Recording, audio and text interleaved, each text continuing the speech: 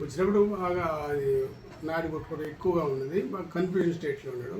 Injection pain killer ఇచ్చి అది injection చేసి ఫ్లూయిడ్ పెట్టినాక కొంచెం స్టెబిలైజ్ అయ్యాడు.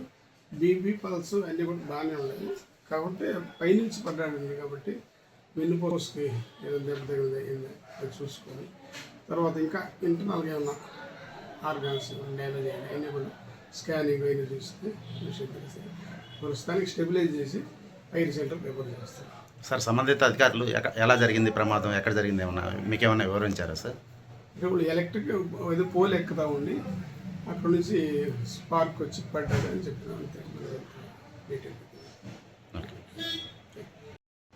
ఐటీ సెంటర్ రిఫర్ చేసినా ఇంక వాళ్ళు గవర్నమెంట్ పోతారా అంటే న్యూరో సర్జన్ ఉండే దగ్గరికి పోవాలి. న్యూరో సర్జన్, ప్లాస్టిక్ సర్జన్ వీళ్ళు.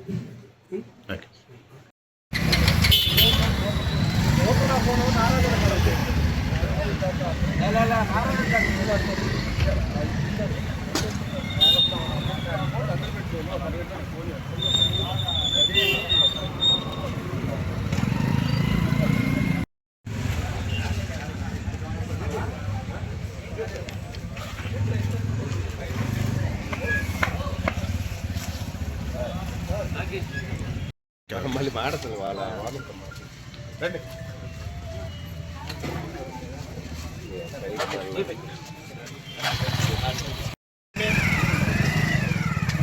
ఎవరు మాకు బయలుదేరు.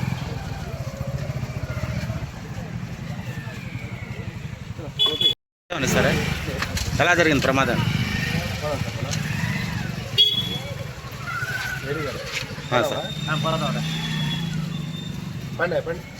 సార్ వాయిస్ ఏమన్నా ఇస్తారా సార్? మీరు